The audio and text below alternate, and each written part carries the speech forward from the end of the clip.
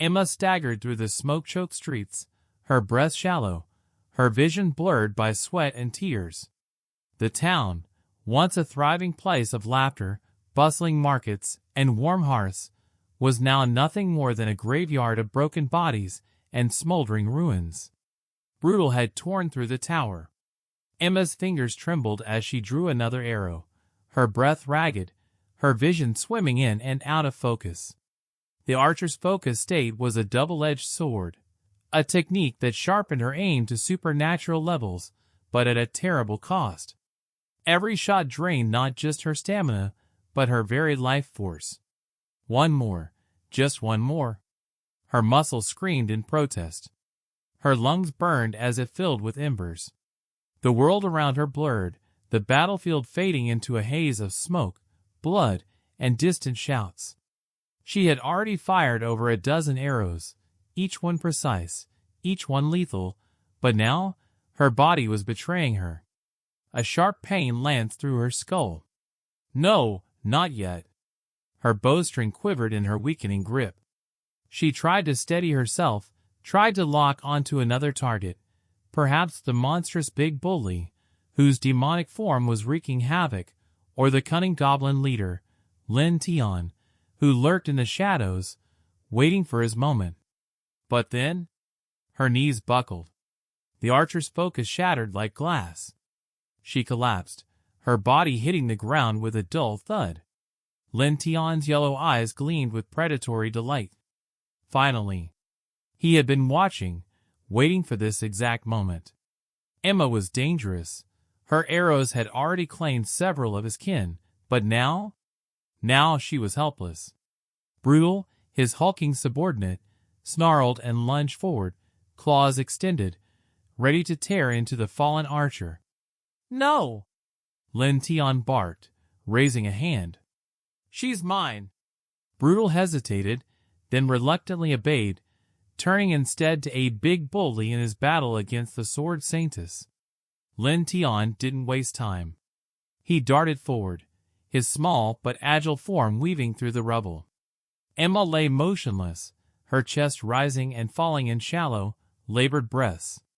Her silver hair was matted with sweat and dirt, her fair skin marred by cuts and bruises. Beautiful. And now his. With a grunt, he hoisted her over his shoulder, ignoring the faint whimper that escaped her lips. His beady eyes scanned the battlefield. Alasnia, the Sword Saintess, was still occupied, her blade flashing like lightning against Big Bull Lee's monstrous form. Perfect. He carried Emma toward the ruins of the collapsed bell tower, where the shadows were deep, and the sounds of battle were muffled. Emma's consciousness returned in fragments. First, the cold press of stone against her back. Then, the rough, clawed hands gripping her wrists. Her eyelids fluttered open, and horror seized her. A goblin loomed over her, its grotesque face twisted in a leer. No!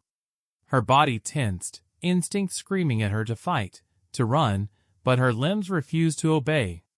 Why can't I move? Then she felt it, a strange, oppressive energy wrapping around her like chains. God's blessing. The goblin's cursed ability. Her breath hitched as realization dawned. "Gee, get off!" she rasped, her voice hoarse. Don't touch me!" But her body, her own body betrayed her. Her arms, instead of pushing him away, relaxed. Her legs, instead of kicking, parted. Tears welled in her eyes, spilling over as a sob tore from her throat. "Stop! Please stop!" But the goblin only grinned wider. Alasinia's blade carved through the air, severing one of Big Bull Lee's writhing tentacles. The beast roared, black ichor spraying from the wound, but she didn't relent. Where is Emma? A flicker of unease ran through her. She had last seen the archer firing from the ruins, but now... silence. No arrows. No battle cries. Just silence. Her blood ran cold.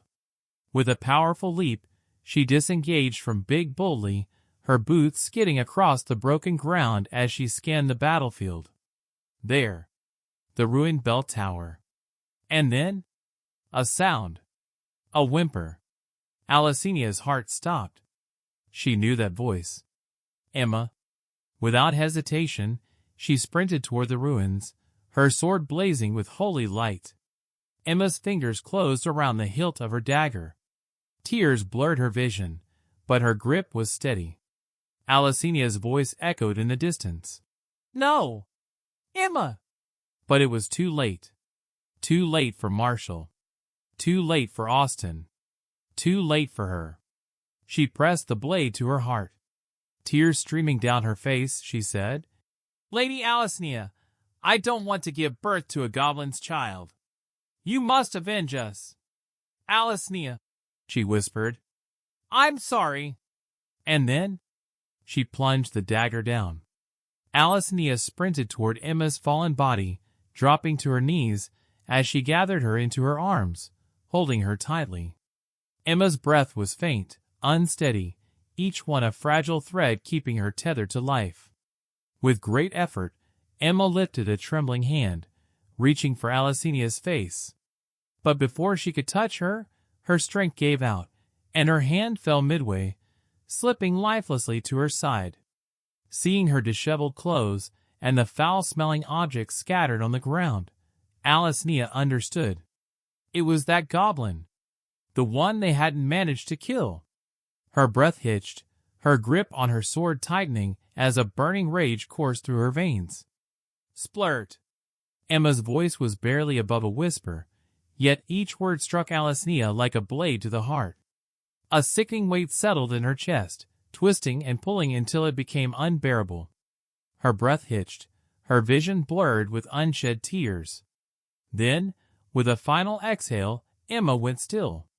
Her body slumped against the blood-soaked ground, her lifeless eyes staring at the darkened sky above. Alicinia's entire world shattered.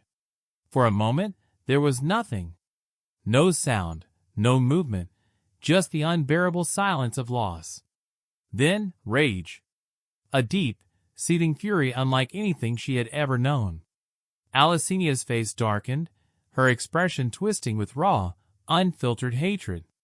Her body trembled, her hands clenched so tightly that her nails dug into her palms, drawing blood. It wasn't just anger.